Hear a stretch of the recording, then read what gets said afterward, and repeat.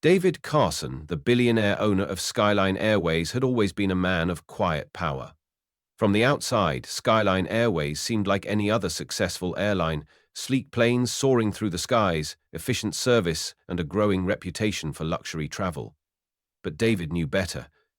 Behind the polished surface of the airline's operations, there were whispers of mistreatment, favoritism, and a toxic culture that no one seemed brave enough to confront. David had built his empire from the ground up, but somewhere along the way, the values that had initially driven him had been overshadowed by the need to maintain profits and keep shareholders happy. Deep down, he knew that something was terribly wrong. As a businessman who had never been afraid to make tough decisions, David decided that it was time to take matters into his own hands. He couldn't simply rely on reports from upper management or second-hand information. He needed to see the truth for himself. And so, David hatched a plan to blend in with the passengers of his own airline and observe its operations from the ground level. Disguised as an everyday traveler, he would slip through the cracks of the system and experience the reality of his company firsthand. With a simple wardrobe change, dark jeans, a plain white t-shirt, and worn sneakers, David looked nothing like the polished billionaire owner he truly was. He wore no flashy accessories, no expensive watches that might hint at his true identity.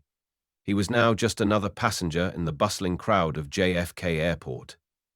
As he walked through the terminal, he blended seamlessly into the sea of people, most of whom had no idea who he really was. It was the perfect disguise, the perfect opportunity to witness the airline's operations without anyone knowing he was the one pulling the strings. David's first stop was the check-in counters, where he noticed the stark contrast between the economy section and the VIP check-in. The economy counters were chaotic, with long lines, stressed passengers, and a lack of any real personal attention. On the other hand, the VIP section was pristine, with smiling staff members ready to assist each guest as they passed through the ropes, as if the very air around them had been brushed with luxury. David couldn't help but notice how the system seemed designed to keep the rich and powerful comfortable, while the everyday traveler was treated with indifference. Or worse, he felt a growing sense of unease as he moved past the gleaming first-class counters. David had built Skyline Airways with a vision of inclusivity and respect for every passenger, regardless of their class or status. But as he stood there, watching the scene unfold, he realized that the reality of his airline was far different from the dream he had once had. He could feel the weight of every subtle glance exchanged between the employees, the quick dismissals, the way certain passengers were given preferential treatment while others, particularly those in the economy section, were treated like they didn't matter. It wasn't just the VIPs who were given extra care. It was clear that a certain type of passenger, often those with wealth or influence, were placed on a pedestal, while others, often working-class individuals or minorities, were disregarded or made to wait in line for longer periods of time. David couldn't ignore these patterns any longer. The very culture that Skyline Airways had built upon was eroding before his eyes, and the system had allowed this corruption to flourish unchecked for far too long. As David moved through the terminal, he passed by several employees. A few looked up at him briefly, but most didn't give him a second glance. It was clear to him that the staff at Skyline Airways was weary, overworked, and perhaps a little intimidated by the upper echelons of the company. This wasn't the atmosphere he had envisioned when he first created Skyline. Instead, there was an undercurrent of fear, a fear that kept employees from speaking out, a fear that allowed bad behavior to persist unchecked. But David wasn't here to observe passively. His mind was already spinning with plans to bring change to this broken system. He knew that this wasn't going to be easy. He knew that uncovering the truth meant digging deep, but he was prepared to do whatever it took to fix what had gone wrong. This was no longer just about a business. It was about doing the right thing for the people who had trusted him with their careers and their livelihoods. David's mission was now clear. He wasn't just a billionaire owner sitting in his high-rise office making decisions from behind a desk. He was a man on a mission to expose the corruption, to fight for the employees who had been overlooked, and to bring real change to Skyline Airways. His first step was to immerse himself in the day-to-day operations of the airline. to see firsthand how things were being run at ground level. This meant observing not just the passengers but the staff, the interactions, and the environment they had to work in. He needed to understand how the airline's leadership had let things spiral out of control and, more importantly, what he could do to put things back on track. David had always been a man of action, and now he was about to take that first crucial step toward making things right.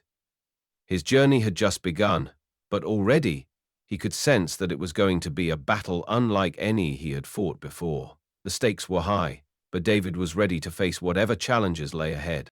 The stage was set. Disguised as an ordinary passenger, David Carson would go undercover to uncover the truth about Skyline Airways. What he discovered, in the days to come, would change everything. David Carson arrived at John F. Kennedy International Airport, the busy hub of Skyline Airways' operations, and immediately felt a sense of discomfort.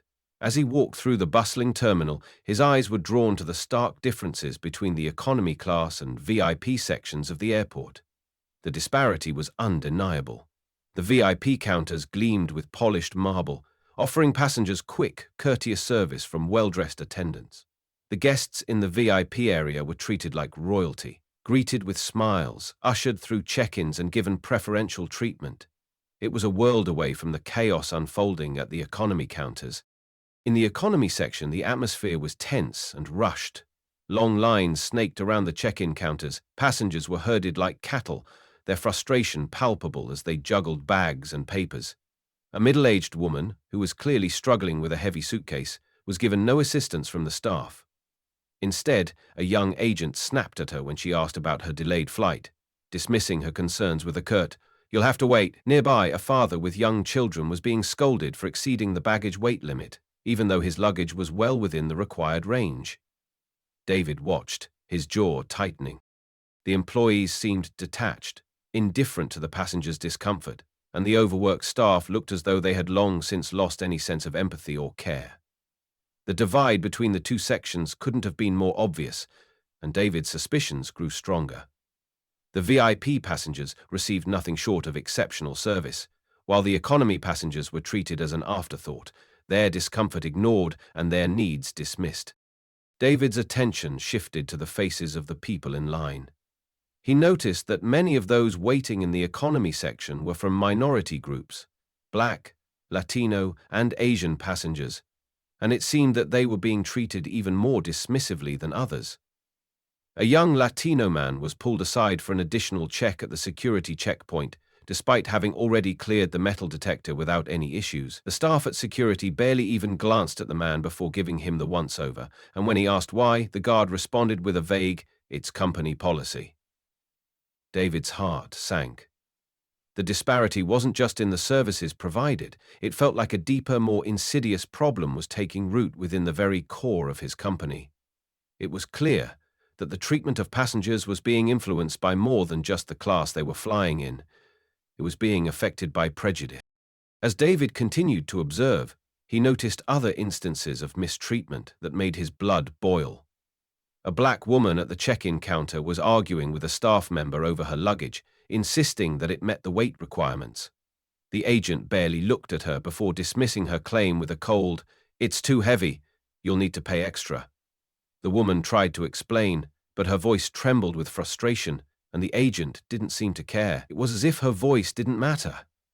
David stood at a distance, watching as this pattern repeated itself over and over again. The more he observed, the clearer it became that there was a systematic issue within Skyline Airways, something much larger than just a few bad interactions. This wasn't just about poor customer service.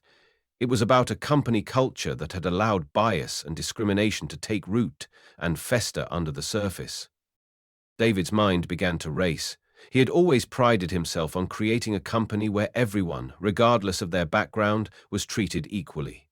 Skyline Airways was built on the idea that everyone should feel valued, whether they were flying first class or economy.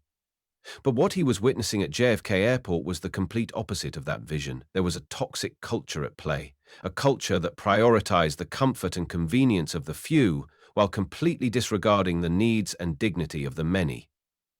David couldn't shake the feeling that he was seeing only the tip of the iceberg. If the economy passengers, especially those from minority groups, were being treated this way at the airport, what was happening when they boarded the planes? What was happening behind the scenes in the offices and boardrooms? The more David thought about it, the more he realized that the company he had built was not the company it had become. Skyline Airways had evolved into a place where appearances mattered more than substance, where power and status dictated how people were treated. David was determined to get to the bottom of this. He knew he needed to do more than just observe from a distance. He had to go deeper. He couldn't let his airline be part of this injustice any longer. His suspicion had turned into a deep concern, and he vowed to find out what was truly happening at Skyline Airways, no matter where it took him. The atmosphere at JFK had only deepened his resolve. David now knew that the corruption within his company was far more than just a few isolated incidents. It was a systemic issue that needed to be addressed, and he was the one who would have to take action. David made his way to the first-class check-in line at JFK, where the contrast in treatment between passengers was even more apparent. As he approached the counter, he noticed a flight attendant standing there, her uniform pristine and perfectly pressed. Her blonde hair was neatly tied back in a tight bun, and she had a warm smile on her face, but something about her demeanor seemed off. When David handed her his ticket, she glanced at him with an expression that was more dismissive than welcoming. She paused for a moment, giving him a once-over, before asking, "Are you sure you're in the right line?" Her tone was condescending, as though she couldn't fathom that someone dressed so casually could possibly belong in the first-class line. David stood there, momentarily taken aback by her attitude. He had been traveling in simple clothes, dark jeans, a plain white t-shirt and sneakers, hoping to blend in with the regular crowd. But her questioning look made it clear that he was being judged. The judgment was not just about his clothes, but about who he appeared to be. She didn't even try to mask the skepticism in her voice as she repeated the question, this time more pointedly, "Are you sure you belong here?" David's irritation bubbled up, but he maintained his calm demeanor. He replied, "Yes, I'm sure. First class, seat 1A, confirmed." He handed her his ticket again, his patience starting to wear thin. The attendant took his ticket, but instead of accepting it without issue, she seemed to scrutinize it as if she were looking for something wrong.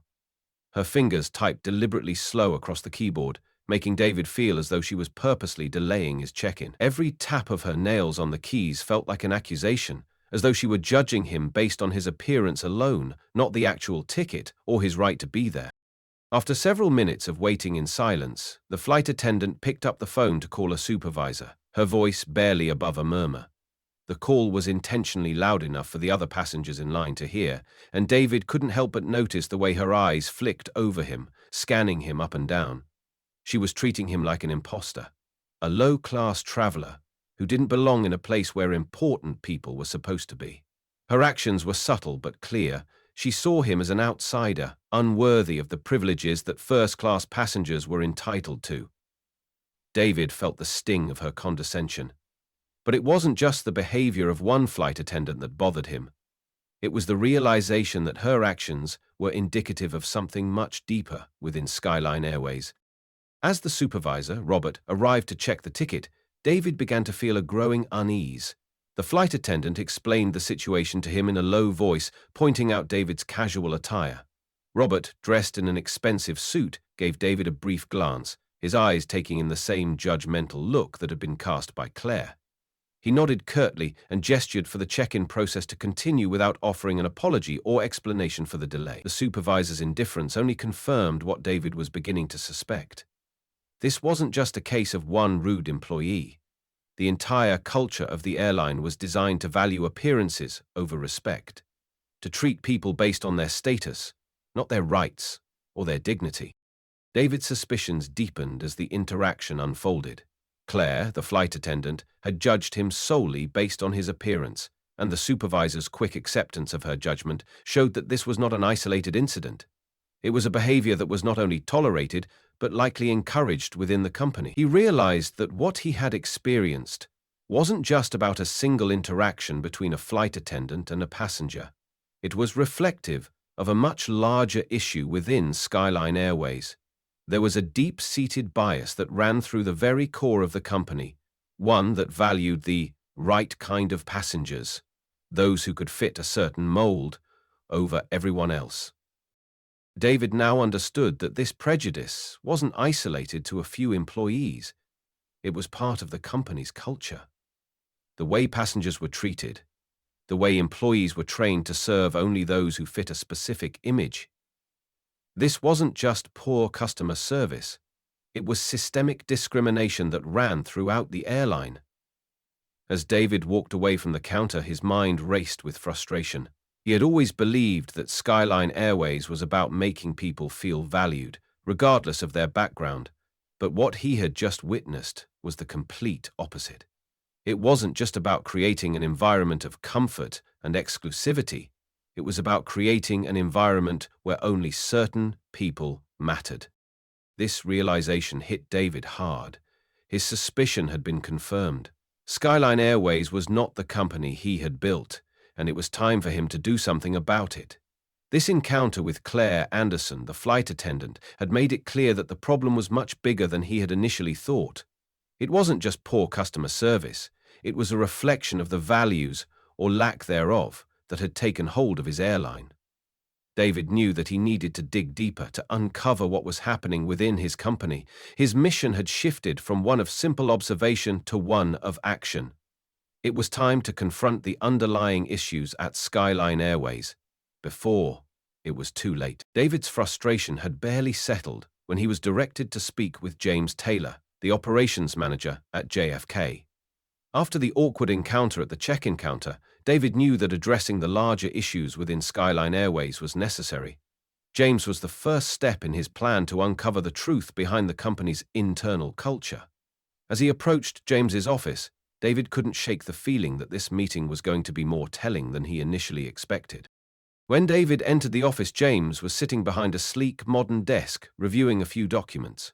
His sharp suit and polished shoes gave him an air of authority, and his demeanor radiated confidence, almost to the point of arrogance. He didn't even look up when David stepped inside, giving only a quick, dismissive wave of his hand as if to signal David should take a seat. The condescension was palpable, and it immediately put David on edge. The operation manager's lack of recognition or respect for him as a passenger, or even as a potential stakeholder, spoke volumes. David explained the issues he encountered at check-in, especially the condescending treatment by Claire, the flight attendant. He emphasized how the delay in processing his ticket had nothing to do with the actual flight details and everything to do with the judgment based on his appearance. He asked James why such behavior was tolerated within the company and what was being done to address the clear bias among staff. David, hoping for a genuine conversation, anticipated some understanding or at least a thoughtful response. Instead, James simply waved his hand as though the matter was trivial. "Well, there's nothing to be done about one-off incidents," James replied dismissively. "Sometimes employees don't get it right, but we can't hold their hands every time a customer complains." His tone was casual and indifferent, almost as though David's concerns didn't merit a serious discussion. There was no acknowledgement of the larger, systemic issues David was hinting at. Just a blanket dismissal. James's lack of concern, combined with his flippant attitude, made it clear to David that he was speaking to someone who was either too detached from the everyday realities of the airline's operations, or too comfortable with the status quo to care. James's response, or rather his lack of response, was the final piece of the puzzle. David's suspicions about the management culture at Skyline Airways were no longer just theoretical. It wasn't just the employees on the front lines who exhibited a lack of professionalism or empathy. The management itself was complacent in allowing the toxic environment to flourish. James was the embodiment of the problem. He had the power to make changes, but he clearly wasn't interested in addressing the deep-rooted issues within the airline. His arrogance and dismissiveness served as confirmation that Skyline Airways had become a company driven by appearances and profit margins, not one that valued its passengers or employees. The interaction with James Taylor, combined with the earlier encounter with Claire, solidified David's resolve to confront the cultural rot that had taken hold of Skyline Airways. He realized that these weren't just isolated incidents. These behaviors were symptomatic of a company-wide problem that could no longer be ignored. David understood that he couldn't simply observe from the sidelines anymore. He had to take decisive action, not just for the sake of his own company, but for the future of all the employees and passengers who had been subjected to this toxic, discriminatory culture. As David walked out of James's office, he felt the weight of the decision that lay ahead. Skyline Airways had the potential to be a company where everyone, regardless of their background, appearance, or status, was treated with respect. But it was clear that the culture of favoritism, exclusion, and arrogance needed to be dismantled, starting with the management. David knew that the road ahead wouldn't be easy, but he also knew that if anyone could bring about the necessary change, it was him. His next steps were clear. He would confront the entire management team, uncover the depth of the corruption, and rebuild Skyline Airways into the company it was always meant to be. As the flight began, David settled into his first-class seat, hoping that the journey would provide a quiet moment to reflect on what he had witnessed so far. The plush leather seats, the attentive flight attendants, and the luxury that defined the first-class cabin all seemed like the perfect environment to relax. However, as the plane began to climb into the sky, David couldn't help but notice the disparity in how passengers were being treated. His eyes moved from the crew to the other first-class passengers, observing the differences in how they were being engaged.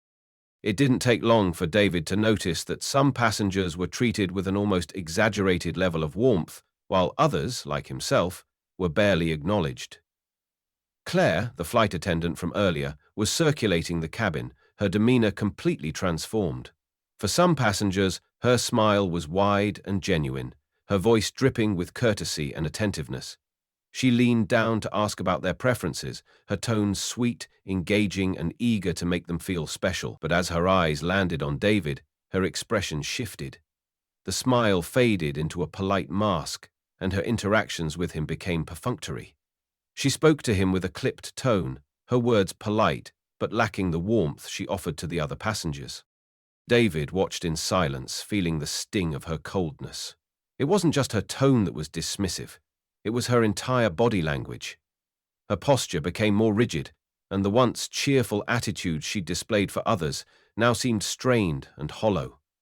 David had experienced enough of these subtle microaggressions in the past to recognize them for what they were, a reflection of the systemic bias that had taken root within Skyline Airways. It wasn't just about individual flight attendants or even isolated incidents. It was the culture that had been built over time, one where certain passengers were treated better simply because of their perceived social standing. As Claire moved on to assist another passenger, David took out his phone and began to document his experiences. He knew that this moment, this seemingly small encounter, was more significant than it appeared. His observations were beginning to paint a troubling picture of Skyline Airways, a company that claimed to provide premium service to all its customers, yet allowed preferential treatment based on nothing more than appearance, wealth, and social status. This wasn't just about Claire's attitude. It was a part of a larger, deeply ingrained system that allowed such behavior to thrive unchecked. David continued to observe as the flight progressed, documenting every detail, every interaction. He noted how the passengers who fit the VIP mold, well-dressed, white, and affluent, were treated with a level of attention that far exceeded what was given to those who didn't fit the stereotype. He noticed how Claire and other flight attendants would go out of their way to offer these passengers extra services, additional drinks, personal conversation, and extended attentiveness, while other travelers, especially those who didn't fit into this narrow mold, were left to fend for themselves. It was as if the airline had divided its passengers into two categories, the worthy and the unworthy. David's frustration grew with every passing moment. He had suspected that something was wrong within Skyline Airways, but now he had undeniable proof. The preferential treatment was not an anomaly. It was the company's culture, woven into every interaction, every decision, and every employee's behavior. The system was designed to perpetuate inequality, to reinforce the idea that some passengers mattered more than others, and David couldn't let it continue. As he sat in his seat, observing the patterns unfolding around him, he knew that the change he envisioned for Skyline Airways would not come easily, but he also knew it had to happen. If he wanted the airline to succeed, and truly live up to its promises of equality and respect for all passengers, it would take a complete overhaul of the system, from the top down. And David was ready to lead that charge. As the flight continued, David's discomfort with Claire's behavior grew. He had hoped that, perhaps, after a few more interactions, the atmosphere would shift and Claire's attitude would warm toward him. However, that wasn't the case. As the cabin crew moved through the aisles offering beverages, David decided to make a simple request: a glass of water.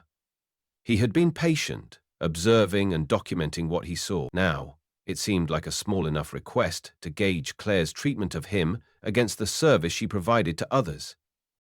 When Claire arrived at his seat, her face revealed nothing more than a stiff smile. "Yes?" she asked, her voice laced with an air of detachment that immediately contrasted with the genuine warmth she had given to other passengers.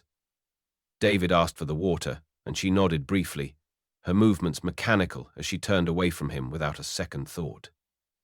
David had noticed that her response was markedly different than when she had served the other passengers. For them, she had been engaging, making small talk, ensuring they had everything they needed. But with him, it felt like she was merely going through the motions, almost like he was an inconvenience she was forced to tolerate. As the minutes dragged on, David's irritation began to simmer.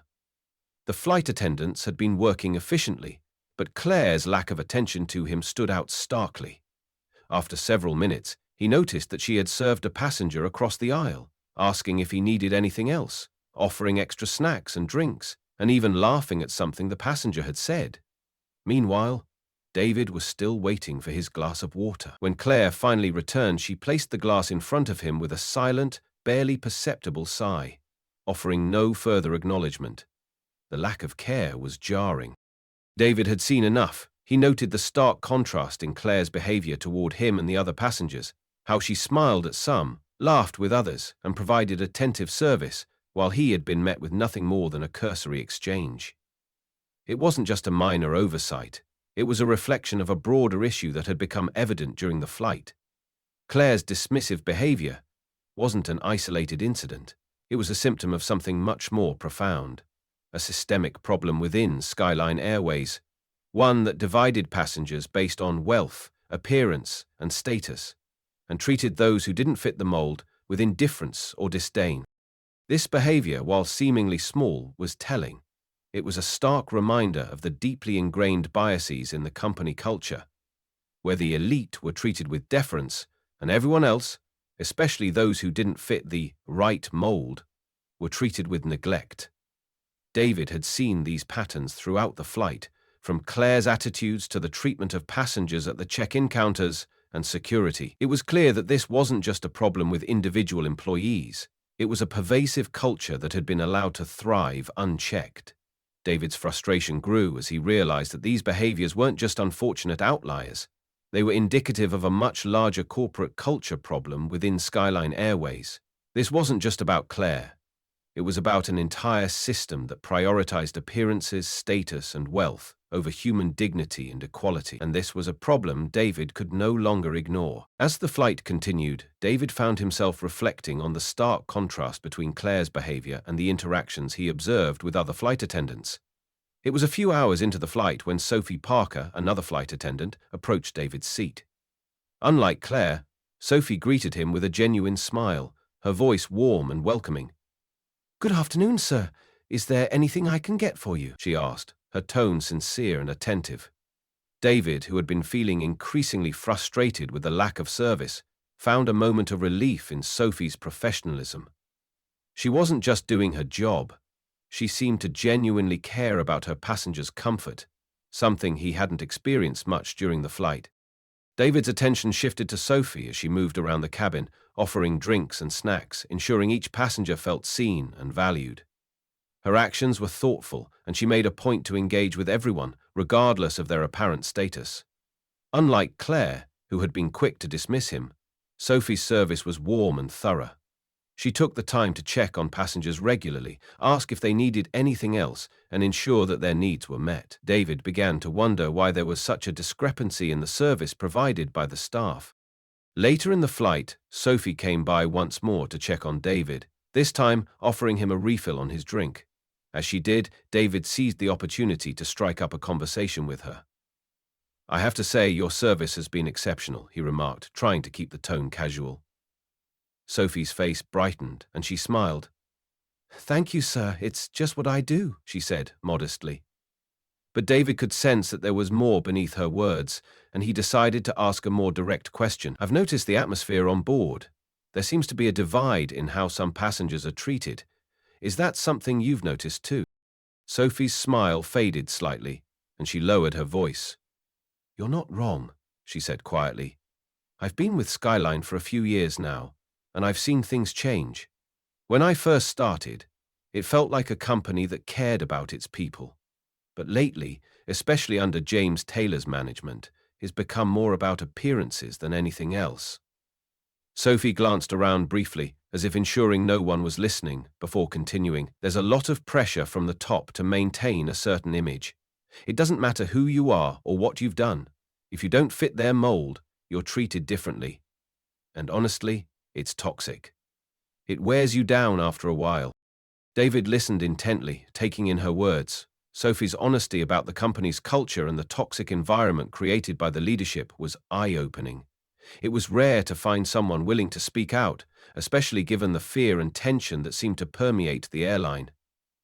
Sophie's openness was a rare example of the values that Skyline Airways should have been upholding.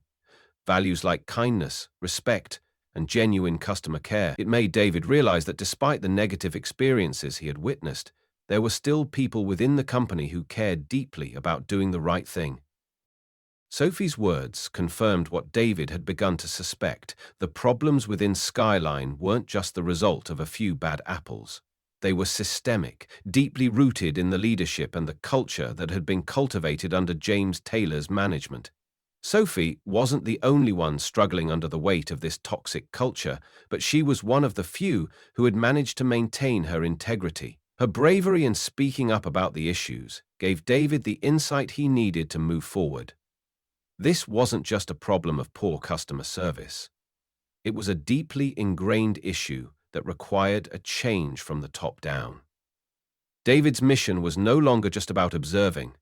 It was about taking action to fix the culture that had allowed such problems to persist for so long. As the flight continued, David and Sophie's conversation became more candid. Sophie, sensing that David wasn't just another passenger, leaned in slightly and lowered her voice. "The truth is," she began, "it's not just about bad service or bad management. It's about favoritism that's deeply entrenched here. James Taylor has created an environment where certain employees, those he favors, are treated like royalty, while the rest of us are left to fend for ourselves." David listened closely, his eyes narrowing as he realized the gravity of what Sophie was saying. Sophie continued, her tone more somber now. "It's not just that they get better shifts or perks. It's how they're treated by management. They don't get the harsh criticisms or the belittling remarks we get. They can make mistakes and it's overlooked. But if you're not in that circle, you're scrutinized at every turn. It creates this constant fear in the workplace where you're walking on eggshells, afraid to make a wrong move." Sophie paused, her gaze flickering around the cabin before she added quietly, "It's exhausting. We're all just trying to do our jobs, but it's hard when some people are given special treatment for no reason other than personal favoritism." David sat back in his seat, his thoughts racing. Sophie's words confirmed the suspicions he had been harboring since his arrival. It wasn't just about a few employees misbehaving. The problem was far deeper, rooted in the very structure of the company. He could no longer ignore the way certain employees were treated differently, based on who they knew and who favored them. It wasn't about competency or professionalism. It was about power and control. It was a culture that rewarded loyalty to management over actual performance or dedication to the company's core values. What struck David the most was Sophie's resignation. Despite her professionalism and clear dedication to her job, she had become disillusioned by the toxic environment at Skyline Airways. She had witnessed firsthand how the favoritism and unequal treatment had eroded the morale of the staff and created a rift between employees. Sophie, like many others, had been working under this cloud of fear and division for far too long, with little support from upper management. As Sophie spoke, David realized just how pervasive the issue was. This wasn't just an isolated problem with a few employees. This was a systemic issue that affected the entire company. The toxic environment wasn't limited to one department or location. It was ingrained in the culture, perpetuated by management and tolerated by those at the top. David felt a deep sense of responsibility. He wasn't just hearing about problems, he was seeing them firsthand. And Sophie's bravery in speaking up, despite the risks, gave him a renewed sense of purpose. It wasn't just about fixing customer service, it was about completely reworking the internal structure and culture of Skyline Airways, starting with the leadership. David's resolve solidified. This wasn't just a job for him anymore, it was a mission. He couldn't ignore the truth Sophie had revealed to him. The change had to come from the top. As the plane continued its journey, David sat quietly, reflecting on the steps he needed to take. The road ahead would be difficult, but the first step was clear. Skyline Airways needed to be completely overhauled, and it started with addressing the deep-seated issues in the company's culture. Sophie's testimony was just the beginning. David's eyes remained fixed on Claire as she made her rounds through the first-class cabin. Despite her earlier cold treatment of him, he was more focused now on observing her behavior toward the other passengers. He saw how her attitude shifted dramatically as she moved between the passengers, favoring those who appeared wealthy or influential. She smiled brightly at the passengers in the luxury seats, engaging them with personal anecdotes and even cracking jokes to put them at ease. But as soon as Claire reached the economy section, her demeanor changed instantly. Her smile vanished, replaced with a look of indifference, and her tone became curt and dismissive as she dealt with the passengers in the back of the plane.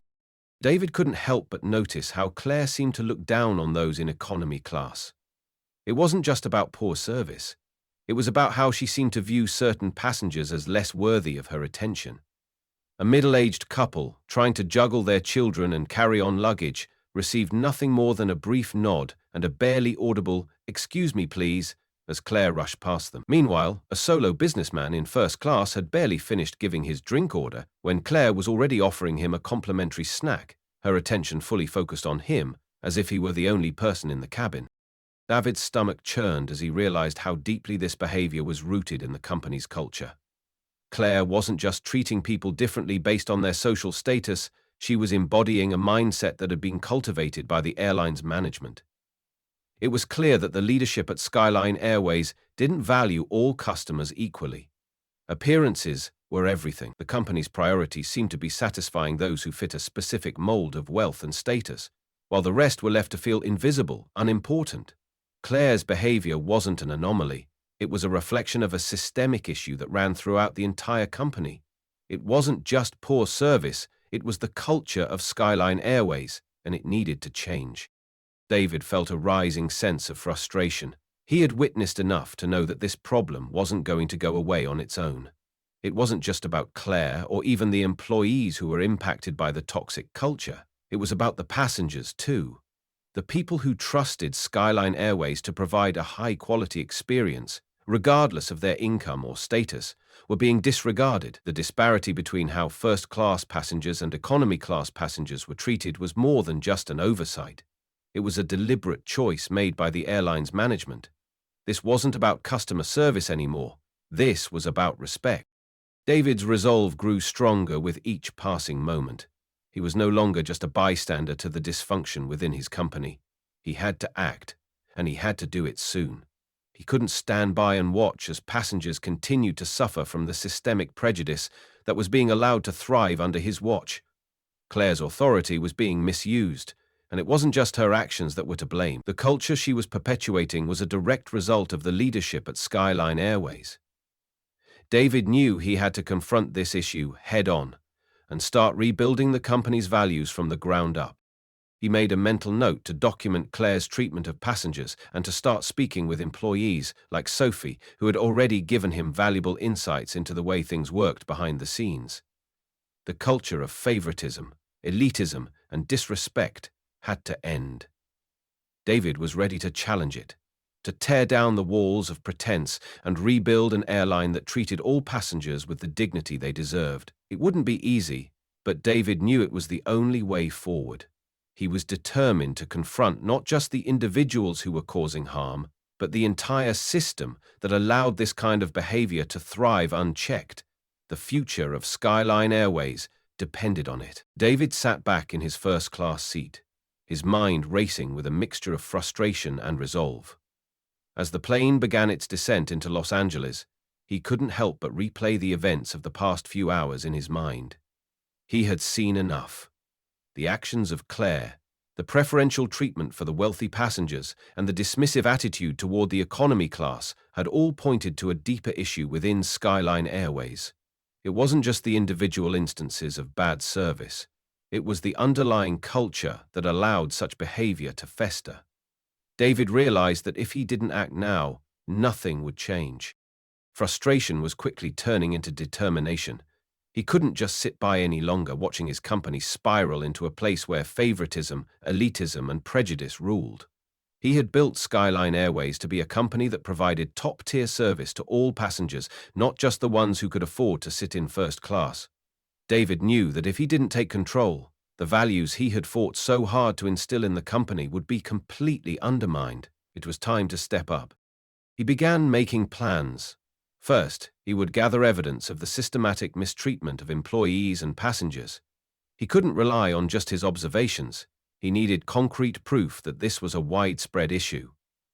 He started by documenting everything he had witnessed firsthand, from Claire's blatant favoritism to the cold treatment of economy-class passengers.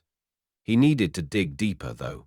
David reached out to Sophie, the flight attendant who had spoken to him about the toxic atmosphere under James Taylor's leadership. Sophie's testimony had already been invaluable, but he needed more voices. David was determined to hear from those who had been silenced for too long.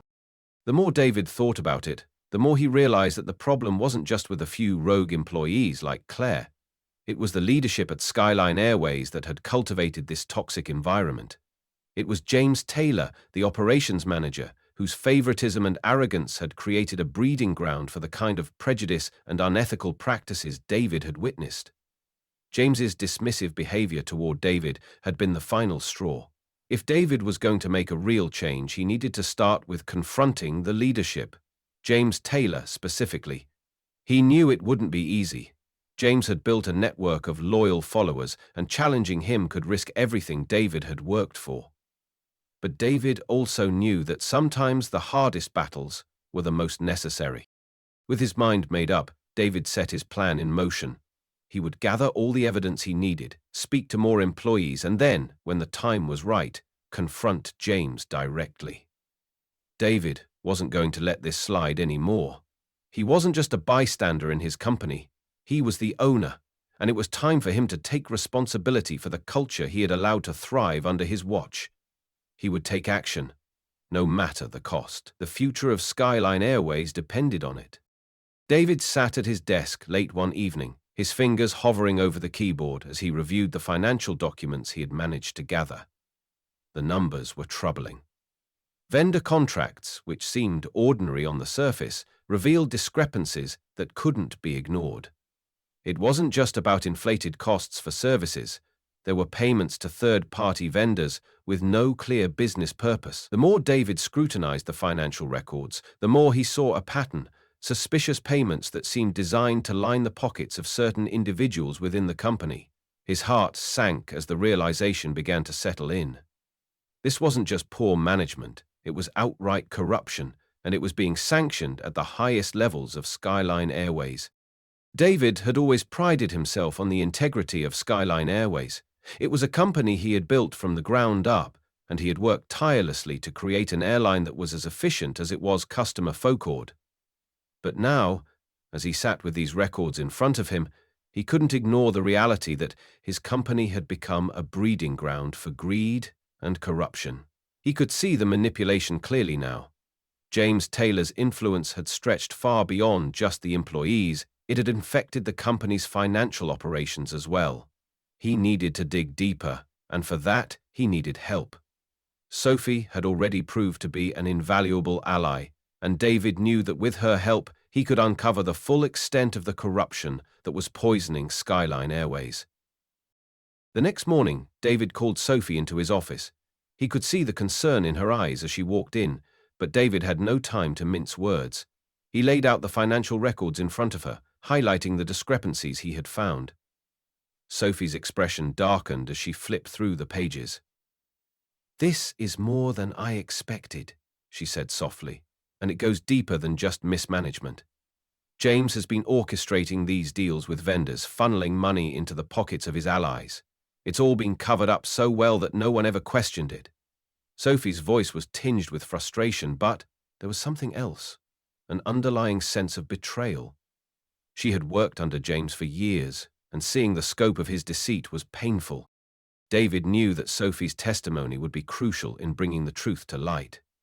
Over the next few days, she worked tirelessly alongside him, gathering more evidence and cross-referencing financial reports.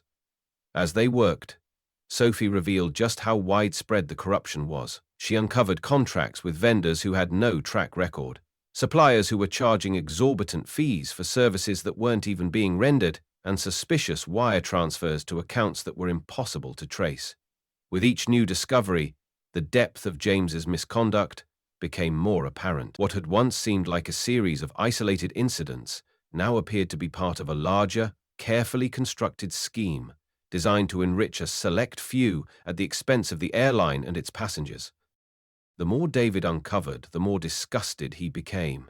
This wasn't just a case of favoritism or mismanagement, it was a calculated effort to exploit the company's resources for personal gain. James had built an empire within Skyline Airways, using his position to secure deals that benefited him and his associates, all while pushing the airline to the brink. David realized that the corruption went beyond the surface level. It was embedded within the very fabric of the company. And what troubled him most was how everyone had turned a blind eye to it. James had created a culture of fear, where no one dared to question his authority, and the few who did were swiftly silenced. David's frustration grew as he realized the extent to which James's corruption had been allowed to flourish. He had trusted James as a loyal member of the leadership team, someone who had helped shape Skyline Airways into the company it was. Now, David felt like a fool. The scale of the corruption was staggering, and it was clear that this wasn't just a matter of a few bad deals.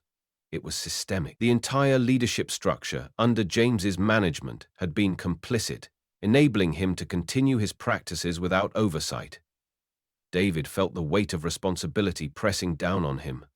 He had allowed this to happen under his watch, and now it was his job to fix it. Sophie, who had been with him every step of the way, was clearly as shaken by the revelations as David, but there was a sense of resolve in her eyes now. "We need to expose this," she said, her voice steady but fierce. "The employees need to know what's been happening.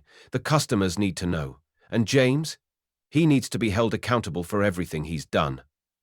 David nodded, a sense of clarity settling over him. He knew what needed to be done, but the road ahead wouldn't be easy. James had deep connections within the company, and challenging him would mean confronting a network of corruption that stretched far beyond the financial records. But David was prepared for the fight. The truth had to come out, no matter the cost. The first step was to confront James, armed with the evidence they had gathered. Only then could the healing begin. David sat in his office, staring at the stack of documents that had slowly unraveled the corruption within Skyline Airways. The weight of the situation was heavier than ever, but there was no turning back now. He had made the decision to call for an internal audit, the only way to fully expose the depth of James Taylor's mismanagement and financial misconduct. David knew that an audit of this magnitude would be a complicated process, one that required precision, confidentiality, and, most importantly, control. This wasn't just a routine check. This was the first step in dismantling the culture of corruption that had poisoned the airline for years. The challenge now was ensuring that the audit was done properly, without interference from James or any of his allies who still held sway within the company. David had to be careful. Any misstep now could allow James to cover his tracks and destroy the evidence that had been painstakingly uncovered. The stakes had never been higher. He knew that to clean up the airline, the process had to be thorough, transparent, and untouchable. He immediately got to work, drafting an internal memo that would inform the company's legal team and the department heads about the audit. He insisted that the audit be led by an independent third party, with oversight by an internal task force that he would personally oversee. No one, not even James, would be allowed to have any involvement in the process. David wanted to make sure that the entire investigation remained free from the influence of those who might try to cover up the truth. With the internal memo finalized, David reached out to the legal team, instructing them to begin preparations for the audit. He made it clear that the audit should span all departments, with a particular focus on financial records, vendor contracts, employee testimonies, and internal communications. This was not a matter of simply skimming the surface. David needed to expose every detail of James's misconduct, from the inflated contracts to the unethical practices that had become the norm under his leadership. The legal team confirmed that they would move swiftly, with a commitment to maintaining the confidentiality of the audit's proceedings. David's next step was to communicate directly with the board of directors. He knew that the truth, when revealed, would shock them.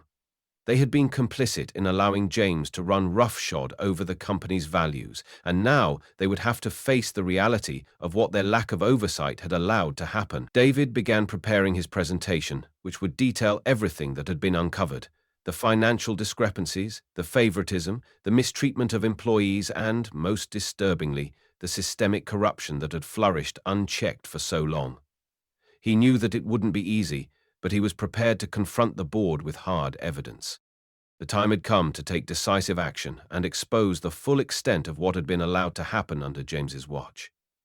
With the audit set in motion and his presentation taking shape, David's thoughts turned to the next phase of his plan: confronting James Taylor. David knew that he couldn't wait any longer. James would no doubt resist the audit, try to manipulate the process, and pull every string he could to save himself. David had to be ready for anything. He prepared himself mentally for the confrontation, knowing that he would need to be calm, composed, and strategic. This wasn't just about James anymore. It was about fixing Skyline Airways and ensuring that the company's values were restored. As the days passed, David focused on finalizing the audit logistics and making sure that the legal team and third-party auditors were fully briefed on the scope of their investigation. Meanwhile, he quietly informed a few trusted department heads about the situation. Some expressed concern, but David reassured them that the changes were necessary for the long-term success of Skyline Airways. It was time to purge the company of the toxic culture that had been allowed to grow under James's leadership. It was time for a new beginning. On the day the audit was set to begin, David gathered the board members for a final briefing. He had already briefed the legal team, the auditors, and the key players in the company. But now it was time for the board to understand the magnitude of what was at stake. David presented the evidence he had gathered, showing the board the documents and testimonies that painted a clear picture of a company that had been mismanaged, exploited, and betrayed by its own leadership. He explained that the audit would uncover the full extent of the corruption, and he urged the board to support the effort to rebuild Skyline Airways into the company it was meant to be. The room was tense, the board members unsure of how to react. They had all known about James's influence within the company, but no one had expected the level of corruption that David had uncovered. As the meeting drew to a close, David made his final statement. "The audit begins today. We will find the truth, and together, we will restore this company to what it was meant to be. A place where everyone is valued, and integrity is at the heart of everything we do." The board members nodded reluctantly, knowing that the changes were inevitable. They had no choice but to support David's decision and allow the audit to proceed. The truth was coming, and there was no stopping it now. David had been preparing for this moment for weeks, but as he walked into James Taylor's office, the weight of the confrontation still felt heavy on his shoulders. He knew that exposing the truth about James's corrupt practices was necessary, but he also understood that James would not go down easily. David had spent days gathering evidence: financial discrepancies, employee testimonies, and the clear favoritism that ran through every level of the company, and now it was time to bring it all into the light. As he entered the office, David found James seated behind his polished mahogany desk, his usual air of arrogance evident in his posture. James glanced up from the stack of papers in front of him, his lips curling into a dismissive smile as he recognized David. "What's this about, Carson?" James asked, his voice dripping with indifference. "I don't have time for unnecessary meetings. If this is just another one of your lectures on company policy, save it." David took a deep breath, steadying himself before replying. "This isn't about policy, James," he said calmly. "It's about the culture you've allowed to thrive here. Favoritism, financial misconduct, and a lack of respect for both employees and customers. You've been undermining the integrity of Skyline Airways for far too long, and it's time for it to stop." James's expression hardened and he leaned forward in his chair, his eyes narrowing. "I don't know what you're talking about. If this is about some disgruntled employees or rumors, I can assure you there's nothing wrong with how I've been managing things. I've kept this company running smoothly for years." David remained calm, refusing to be swayed by James's deflection. "You've been covering up the truth, James," he continued. "The vendors, the inflated contracts, the discriminatory treatment of passengers and employees, it's all here. I've got the evidence to prove it. You've manipulated the system to protect your own interests, and it's hurting everyone in this company." James scoffed, his arrogance returning in full force. "You've got evidence? This is nothing more than a petty accusation from someone who doesn't understand the bigger picture. I've been doing what was necessary to keep the company afloat. You've been too focused on ideals to see how tough the real world is. Don't lecture me about business." David's resolve only strengthened in the face of James's dismissal. "The real world doesn't have to mean mistreating people to get ahead, James. It's not about being tough. It's about doing the right thing. And you've been doing the wrong thing for far too long." James opened his mouth to retort, but David cut him off. "I'm not here to argue, James. I'm here to confront the truth. The internal audit is happening, and the board is going to see everything you've done. Your actions are being exposed, and there's no hiding from it anymore." The tension in the room was palpable as James's bravado began to crack. He stood up abruptly, his voice rising. "You think you can just waltz in here and ruin everything I've worked for? This company owes its success to me. You're nothing more than a spoiled billionaire who thinks he can fix things with a snap of his fingers. You can't change the way things work." David met James's fury with quiet determination. "I'm not trying to change the world overnight, James. I'm just here to fix the mess you've created. You've been protecting yourself, while the rest of the company has suffered. You've pushed good people to the brink, and I'm not going to let you get away with it." James looked like he was about to shout, but something in David's unwavering gaze seemed to calm him, if only for a moment. "You'll regret this," James muttered under his breath. "You can't just take me down and expect everything to be fine. You'll see what happens when you expose a system that's been working for years." David knew this was far from over, but he had made his point. "I'm not interested in maintaining a broken system, James. I'm here to build something better, for the company, for the employees, and for the passengers who rely on Skyline Airways. This is your last chance to make things right."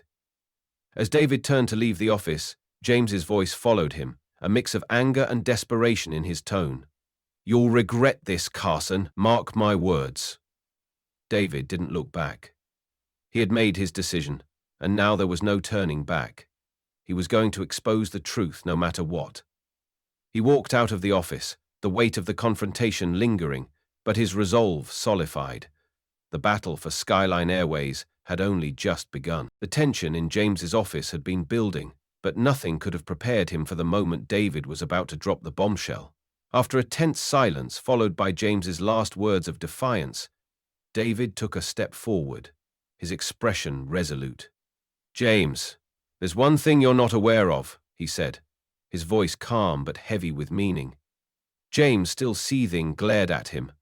"And what's that supposed to mean?" he spat, his voice dripping with disdain. David paused for a moment, letting the silence stretch between them, before speaking again. "I'm not just the person you've been talking down to. I'm not just another disgruntled employee or clueless executive with no understanding of the business." He reached into his jacket pocket and pulled out a sleek business card, the embossed logo of Skyline Airways gleaming under the overhead lights. "I am the owner of Skyline Airways." James's eyes widened, his face paling as the words settled in. For a moment he was speechless, a mixture of disbelief and panic crossing his features. The smug confidence that had defined his demeanor for so long seemed to evaporate. "What? What did you just say?" James stammered, his voice cracking slightly as he took a step back. David's expression remained unshaken. "I've been here, observing. I've seen everything. The favoritism, the corruption, the manipulation. I've been the one to keep the company running behind the scenes. But now I see that it's time to take control. Your control ends here." The room felt colder as James struggled to collect himself, his arrogance replaced by confusion and fear. "You can't be serious," James muttered. More to himself than to David. "This is a joke. It has to be. The owner of Skyline Airways. You're the one, but you look—" David interrupted him, a steely edge to his voice. "I look like a regular person? Well, I didn't want anyone to know who I was. I wanted to see the truth for myself, not the version you've been feeding me." James opened his mouth to say something, but David's next words cut him off. "You've been hiding the truth for too long, James. You've built a system that runs on favoritism, mistreatment, and lies, and I'm going to tear it down. I'm not here to play games with you. I'm here to fix the company, to restore the integrity that Skyline Airways was built on, and that starts today." As the words left his mouth, a sense of finality filled the room. James looked like he had been struck by a thunderbolt, his usual bravado gone, replaced by sheer panic. You can't do this. I've been running things here for years. I'm the one who's made this company profitable," James blurted, his voice desperate. But David remained calm, his gaze unwavering. "You've been running the company into the ground. You've been profiting off of the exploitation of employees, the mistreatment of passengers, and the cover-ups that you've kept hidden for far too long. Your time is up, James. I will expose everything." James was visibly shaking now, his attempts to regain control slipping through his fingers. "You'll regret this, David. You can't just come in here and tear everything apart. You don't know what you're doing." David stood tall, his resolve firm. "I know exactly what I'm doing, and I'm not going to let someone like you destroy what this company stands for." He turned to leave the office, the door closing behind him with a finality that echoed throughout the room. As David walked down the corridor of the Skyline Airways headquarters, a wave of relief washed over him. He had revealed his identity, and the power dynamic had shifted completely. James had underestimated him, and now the course was set. David knew that the road ahead would be difficult, but he was prepared. He would take action, and Skyline Airways would become a company built on integrity and respect once again. David stood at the podium, his gaze sweeping across the room filled with company executives, employees, and media representatives.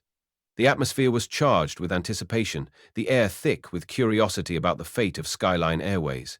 For the first time in his life, David Carson was about to speak to the public. Not as a billionaire businessman or as the quiet owner of a company, but as a man determined to make things right. He adjusted the microphone, his hands steady despite the weight of the moment. The room fell silent, and David began with a clear, unwavering voice. "Today, I stand before you to address the future of Skyline Airways. For years, we've prided ourselves on our legacy of providing top-tier service, but what you've seen behind closed doors does not reflect the values this company was built on." The tension in the room heightened as David paused, letting his words sink in. "There has been favoritism, mismanagement, and unethical practices that have tainted every level of this company, from the flight attendants to senior management. And I've seen it all." His words were met with murmurs, the executives and employees shifting in their seats. The media, with their cameras trained on him, waited for the next move. David took a deep breath, his eyes locking with a few key members of the senior team, people who had been complicit in the culture of corruption. "But that ends today," David continued, his voice growing stronger. "From this moment forward, Skyline Airways will be a company that prioritizes transparency, fairness, and respect for every employee and every customer." He shifted the focus of his address to the people in the room. "You, our employees, are the backbone of this company. Without you, Skyline Airways would not be what it is today, and for far too long you've been treated as expendable, overlooked, and silenced. I am here to tell you that will change."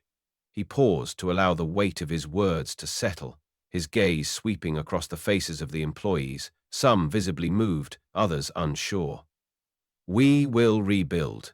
We will establish a culture that values hard work, loyalty, and most importantly, integrity. Our leadership will be held accountable, and no longer will those in power be able to abuse their positions. We will build a company where every voice matters." David's voice grew more passionate as he looked toward the media, his words becoming a call to action. "We are committed to transparency. All of our financial records will be open to the public, and any attempts to hide misconduct will be exposed. Our customers deserve to know the truth about the company they trust with their business, and our employees deserve the same." As he spoke, he could see the mixed reactions in the room. Some executives squirming under the weight of his words, others with a sense of cautious optimism. He pressed on, making sure to address everyone. "We will introduce new training programs focused on leadership, diversity, and respect. No more will our employees be discriminated against based on their appearance, background, or rank. We are going to create a work environment that encourages growth, understanding, and teamwork." The sound of shuffling papers and clicking cameras filled the room, but David stood tall, unwavering in his conviction. "And to our customers, I promise that we will restore the trust you've lost in us. We will ensure that your experiences with Skyline Airways are not just about luxury and comfort, but about respect and care." He paused, his voice softening. "This company was founded on the idea that every passenger, regardless of their status, should be treated with dignity. We will return to that core principle and do everything in our power to make things right." David's heart raced, but he remained composed. He knew that these reforms were just the beginning, but they were necessary to set Skyline Airways on the right path. The room was silent, but the air had shifted.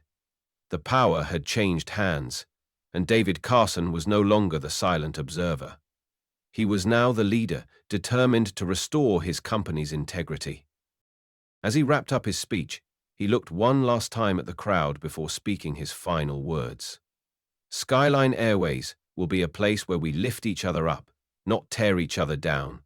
We will be a company you can be proud to work for and a company you can trust. This is not just a promise, it's a commitment. And we will hold ourselves to it every single day."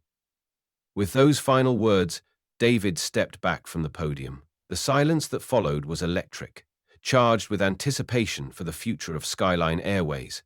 The first step had been taken. The room erupted into applause, but David knew that the hard work had only just begun. David stood in the boardroom, the weight of the moment settling over him. The air was thick with tension as he looked at the senior executives, the media, and the employees who had gathered for this pivotal meeting. It was time to make the announcement that would change the future of Skyline Airways. "James Taylor is no longer employed by Skyline Airways." David paused, letting the words sink in before continuing. "The evidence of his misconduct has been thoroughly reviewed, and it is clear that his actions were not only unethical, but illegal. His leadership created a toxic environment that undermined the values of this company, and I will not tolerate that." A few of the employees exchanged glances, the realization of the moment dawning on them. James Taylor, who had once been a powerful figure at Skyline Airways, was now on his way out. David's gaze remained steady as he addressed the room. "James Taylor has been fired, effective immediately, and he will be held accountable for his financial misconduct and the damage he has caused to this company and its employees. We will be taking legal action to ensure that he faces the consequences for his actions." The executives sat still, their faces a mixture of disbelief and resignation. James had been a fixture of the company for years, but David's decision was final. "This is a turning point for Skyline Airways," David continued, his voice unwavering. "No longer will we tolerate unethical behavior or toxic leadership. We are building a new future, one where integrity, fairness, and respect are the foundation of everything we do. He looked around the room, his eyes meeting the gaze of the employees who had been affected by James's actions. This company is for you, the employees who have been working hard every day, who have been overlooked, and who have been treated unfairly. From now on, your voices will be heard. As David spoke, a sense of relief washed over the room. For the first time in a long while, employees who had been silenced and marginalized felt like there was hope for real change. The departure of James Taylor marked the end of an era of complacency and the beginning of a new chapter for Skyline Airways. David addressed the board members directly. I understand that change is difficult, and some of you may have questions. But know this: the culture that allowed this type of behavior to flourish is no longer acceptable. We will be auditing every aspect of this company, and anyone found complicit in fostering this toxic environment will face the same consequences. The board members exchanged uneasy glances, but none dared to speak up.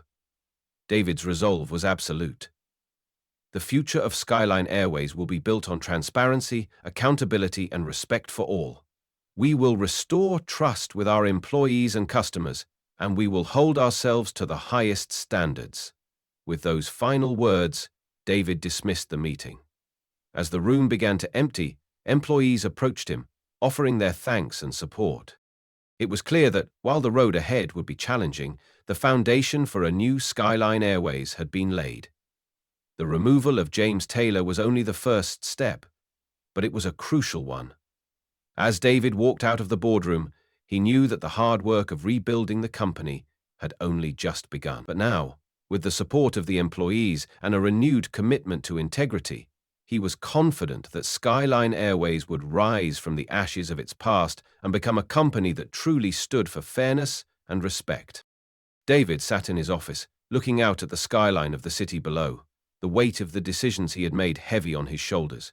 The departure of James Taylor had been a monumental first step, but now came the harder work of implementing real change. He had seen firsthand the toxic culture that had poisoned Skyline Airways. The company had been built on profits, at the expense of values. But David was determined to change that. He began drafting the new policies that would set the tone for the future of Skyline Airways. The focus would no longer be solely on the bottom line. Instead, David emphasized the importance of employee well-being, inclusion, and customer care. Every employee, from the front lines to the corporate offices, would be treated with fairness and respect. No longer would the system prioritize a few at the top while ignoring the needs of those who made the company run. The first of these new policies was a comprehensive program aimed at improving employee well-being. David understood that a healthy, motivated workforce was key to the company's success. He implemented flexible working hours, paid mental health days, and improved benefits for all employees. Skyline Airways would no longer be a place where employees felt expendable. They would be valued for their hard work and dedication. Alongside these reforms, David introduced a robust diversity and inclusion initiative. The company had previously been riddled with biases, with certain employees receiving preferential treatment based on appearance or background. David made it clear that Skyline Airways would become a place where everyone, regardless of their background, would have equal opportunities to thrive. This initiative included training programs, leadership development courses, and a zero-tolerance policy for discrimination in any form. But perhaps the most significant change was the shift in corporate values. Under James Taylor's leadership, the company had been driven by the desire for profit, often at the expense of employees' dignity and well-being. David knew that true success could not be achieved by chasing numbers alone. The company would now operate on principles of integrity, respect, and transparency. These values would be woven into every decision, every interaction, and every policy. He made it clear to every department that Skyline Airways would no longer tolerate the toxic culture that had once been allowed to fester.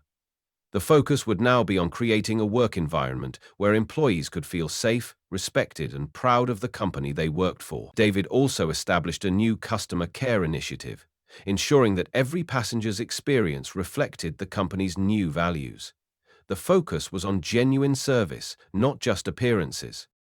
Every employee, from the flight attendants to the customer service reps, would be trained to treat passengers with the same respect and dignity that had been restored to the employees.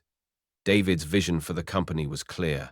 It was about people, employees, customers, and the community. The company would grow and thrive not just by making profits, but by building lasting relationships based on trust and respect. As these new policies were rolled out, David began to notice a shift in the atmosphere at Skyline Airways. Employees began to speak up, share their ideas, and take pride in their work. There was a renewed sense of purpose in the air, and the passengers noticed it too. Complaints about customer service dwindled, and there was a noticeable improvement in overall satisfaction. David knew it would take time to fully change the culture of Skyline Airways, but the first steps had been taken. The company was no longer just a place of business. It was a place where integrity, fairness, and respect were at the core of everything it did. As he looked out at the city skyline once again, David felt a sense of hope for the future. Skyline Airways had a long road ahead, but with the right values in place, there was nothing they couldn't accomplish. As the new policies were implemented, the atmosphere within Skyline Airways began to shift. Employees, especially those who had long been silent, found a new sense of hope. Sophie Parker, one of the flight attendants who had witnessed the toxic culture under James Taylor, became one of the strongest advocates for David's reforms. Sophie had seen firsthand how difficult it had been to work under a system where favoritism and fear dictated the workplace. Now, with David's leadership and his commitment to fairness, she felt empowered. Sophie no longer felt as though she had to stay silent when she saw something wrong. She wasn't alone in this newfound sense of empowerment. Other employees, who had long feared speaking up, began to share their own stories and voice their concerns. The toxic culture that had once silenced them was now being replaced by a culture of transparency and respect. Employees felt they could finally trust their leaders and colleagues to listen and take action. The change wasn't just in the policies, but in the everyday interactions between employees and management. The shift was evident in the way employees started treating each other. There was a genuine camaraderie, a shared understanding that the company was moving in the right direction. David's vision for Skyline Airways was beginning to take root.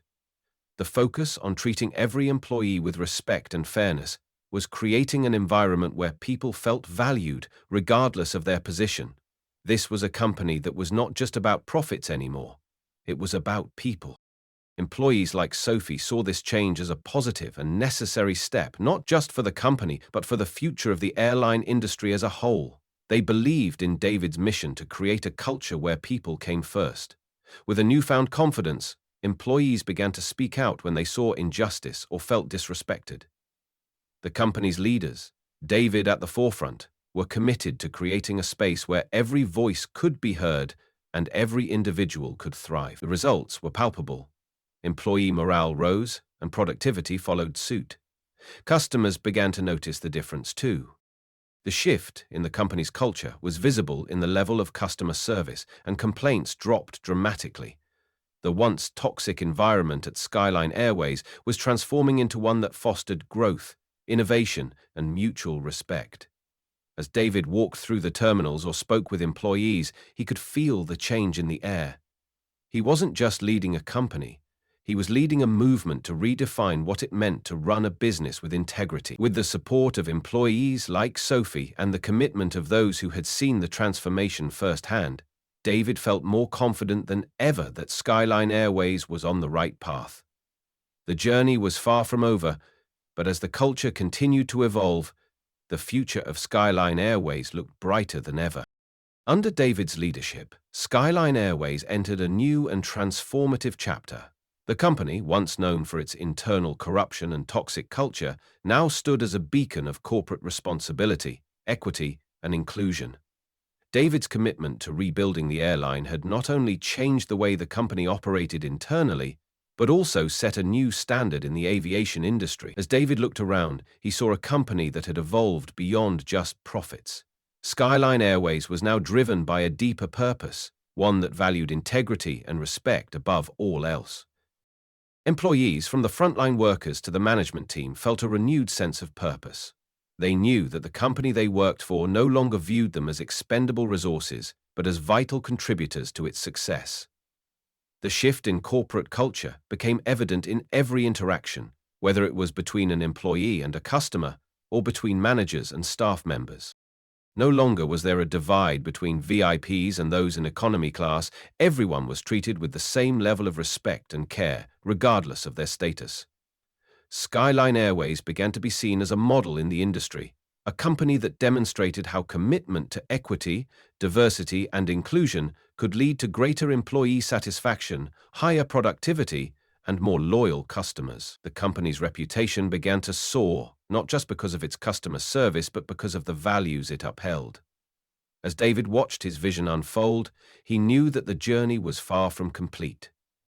While the company had made tremendous progress, he remained committed to ensuring that Skyline Airways would always prioritize its people over profits. This commitment became a cornerstone of the company's mission statement and was evident in every new initiative David rolled out. David's message was clear. A company's success is not measured only by its financials, but by how it treats its people, both employees and customers alike. The future of Skyline Airways was now shaped by the promise that its corporate values would always guide its operations, ensuring that its impact on the world was both positive and lasting. The road ahead was filled with opportunities, and David was determined to continue leading Skyline Airways toward greater heights, making it a company that not only led in profits, but also in creating a culture where people mattered most. If you're inspired by David's bold actions and the transformation of Skyline Airways, don't forget to hit that subscribe button and join us for more stories of corporate change and leadership. Leave a comment below to share your thoughts on what true leadership looks like and how it can change an entire company. Together, we can build a future where integrity and fairness are at the core of every business. Stay tuned for more powerful stories only here at Deep Inside HQ.